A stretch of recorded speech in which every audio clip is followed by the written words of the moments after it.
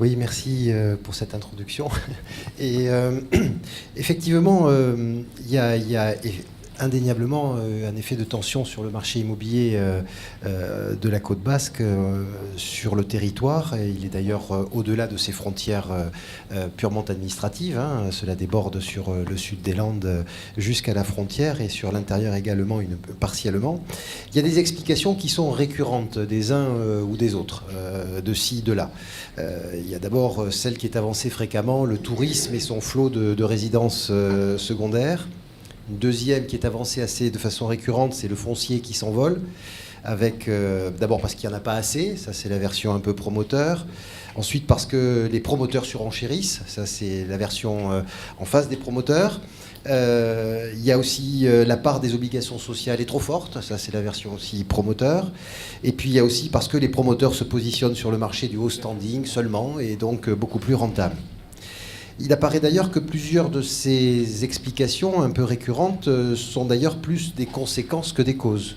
Le prix du foncier n'est en général que le reflet de la valeur des logements, puisque c'est ce qui cale la valeur du foncier pour les gens qui achètent ces fonciers-là. Il reste en revanche que les prix de l'immobilier en Pays Basque ont suivi tout d'abord un mouvement national. Et ça, c'est important de le savoir et de l'avoir en tête. On va revenir sur ce slide tout à l'heure, mais juste avant d'arriver à ce slide-là, les prix en Pays Basque ont suivi un mouvement national. Et donc, on est sur, par exemple, de 1999 à 2008, on est sur une augmentation de plus de 70% du prix logement par rapport à l'écart du revenu moyen des ménages. Pour donner un exemple qui est au stade de l'information de l'ODAP départementale, mais on peut se douter que l'impact est plutôt sur la côte basque, il y a eu entre 1998 et 2010 un prix moyen du logement qui a été multiplié par 2,5, alors que dans le même temps, le revenu médian moyen des ménages a été multiplié par 1,35. Donc on est bien effectivement sur des phénomènes de tension et de production lourde. Par rapport à ça, qu'est-ce qu'on peut donner comme piste d'explication ? Une des premières pistes importantes, c'est une explication macroéconomique. Le Pays Basque, comme tout l'ensemble du territoire, il est soumis à des phénomènes de macroéconomie lourds, tendanciels, et qui expliquent beaucoup de choses sur notre territoire. Tout d'abord, il faut rappeler la baisse très importante qu'il y a eu au début des années 2000, jusqu'à 2010, la baisse massive des taux d'intérêt. Cette baisse massive des taux d'intérêt, elle a eu pour effet parallèle de réduire la durée des emprunts dans un premier temps, et du fait de l'élasticité sur les prix que ça a permis, c'est-à-dire puisqu'on a pu baisser les taux d'intérêt, réduire les taux d'emprunt, pour réaugmenter la partie prix, eh bien on a pu augmenter la durée d'emprunt. Ce qui fait que ça a redonné un deuxième élan à l'envolée des prix. Ce phénomène-là, il est européen, et il est national en France. En revanche, en Europe, il y a eu un phénomène qui s'est un peu tassé sur la deuxième partie de ce début de siècle, c'est-à-dire depuis les années 2010. Et en revanche, en France, ça a été maintenu.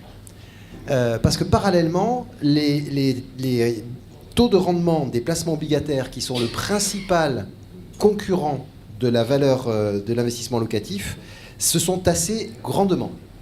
Donc ces deux phénomènes confrontés ou mis ensemble, d'une part la baisse des taux d'intérêt expliquant l'augmentation de la valeur immobilière et de la valeur d'achat par rapport aux vendeurs, puisqu'on pouvait augmenter les prix, et l'investissement locatif beaucoup plus attractif, ont maintenu une envolée des prix phénoménale qui est tendancielle et qui s'est prolongée de 2008 en France, parce qu'il y a eu le krach boursier aussi qui a reporté sur l'investissement locatif et qui se sont prolongés au moins jusqu'à 2015, 2016, 2017. Pas de chiffres plus précis depuis de notre côté là-dessus. À ces explications tendancielles macroéconomiques, il y a des explications qui sont territoriales.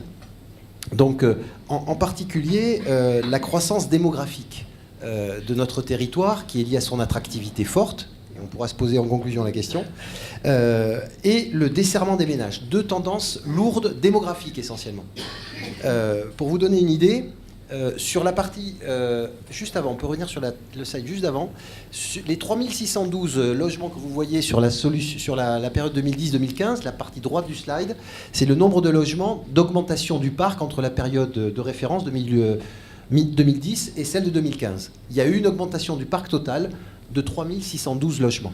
Ces 3612 logements, ce n'est pas de la production, on est d'accord, hein, ce n'est pas de la construction, c'est de l'augmentation du parc total. Okay, sur ces 3612 logements qui ont augmenté le parc, il y a 36% de cette augmentation qui est due à l'augmentation démographique de la population. 36%. La deuxième augmentation derrière, c'est celle du desserrement de la population, c'est-à-dire la taille moyenne des ménages. Elle a baissé tendanciellement de façon très forte. 1968, 3,3 personnes par ménage. 2016 ou 2015, 2,07. D'accord ? Donc c'est énorme. Et ça produit de la demande en logement. C'est la deuxième conséquence.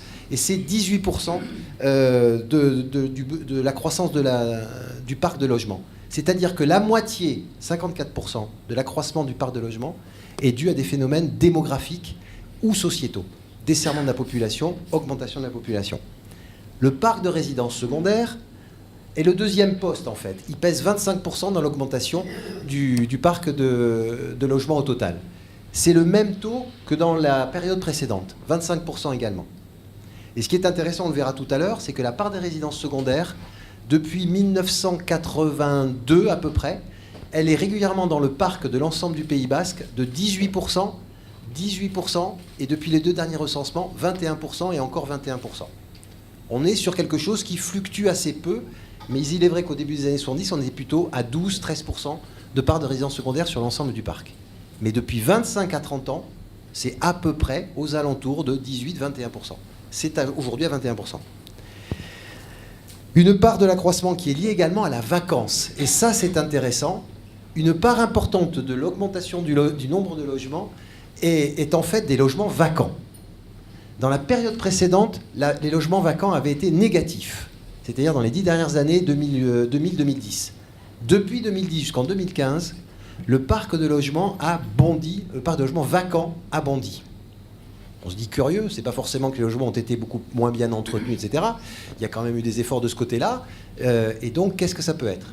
Il est fort probable que cette part de logements repose sur deux tendances.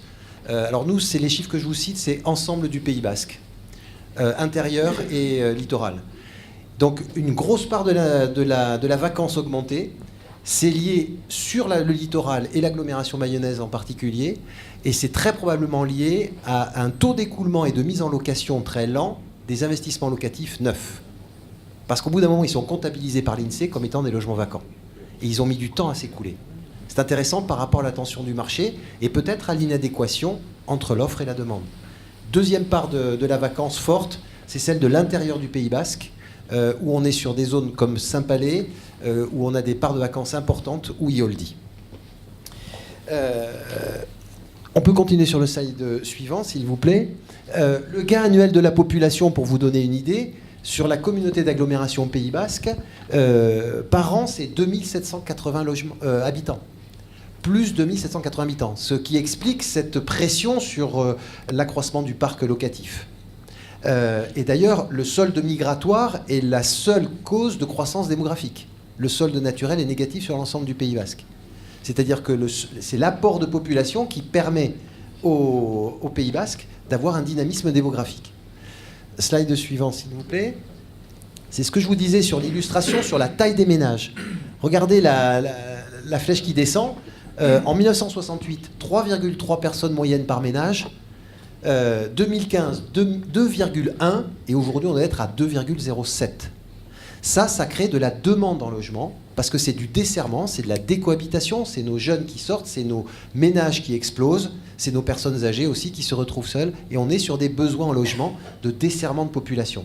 Je le rappelle, 54% de l'augmentation du parc de logement est due à des causes démographiques. Slide suivant. L'évolution du parc de résidences secondaires. Alors celui-là, il est intéressant parce qu'il est un peu provoquant. 1968, 9486 résidences secondaires.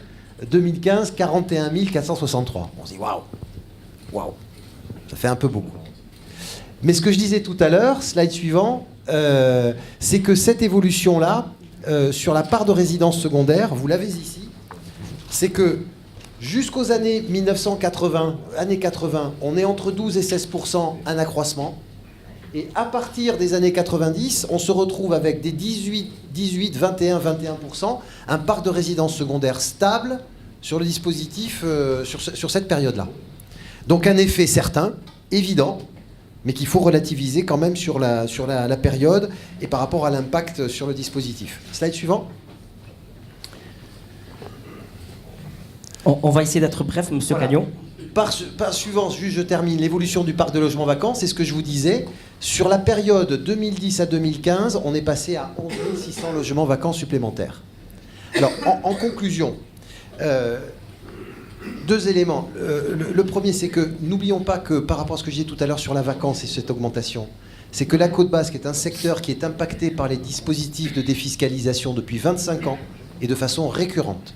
Depuis 25 ans, la Côte Basque a été éligible à tous les dispositifs de défiscalisation immobilière. En conclusion, donc, à la question initiale posée par le JPNB, il y a des phénomènes de macroéconomique lourds, c'est évident, qui sont à croiser avec l'attractivité territoriale, qu'il conviendrait d'ailleurs de qualifier. C'est-à-dire, finalement, est-ce que c'est bien... Qu'est-ce qu'on met derrière cette attractivité territoriale qui s'est largement développée dans les 15 dernières années ? Les leviers d'action, et j'en terminerai là, ils sont très difficiles sur la macroéconomie, bien évidemment. Vous l'aurez déjà compris en écoutant un peu les informations de façon régulière, et les tendances démographiques, qui sont des tendances sociétales. Et moi, je suis convaincu que l'action publique dispose pour autant de leviers, et parce que l'attractivité que l'on constate ici, elle donne une intensité à l'activité. Et quand il y a intensité d'activité, il y a possibilité de jouer sur l'activité qui est forte. Les villes attractives, à mon avis, qui ont une ingénierie territoriale forte locale, peuvent peser sur le marché avec des outils tels que la règle de l'urbanisme. Je pense que vous allez en parler. On va en parler justement, Monsieur Cagnon. La maîtrise du foncier et certainement l'urbanisme négocié. On vous remercie d'avoir été bref le plus possible. Alors, on va passer maintenant avec un acteur de terrain également.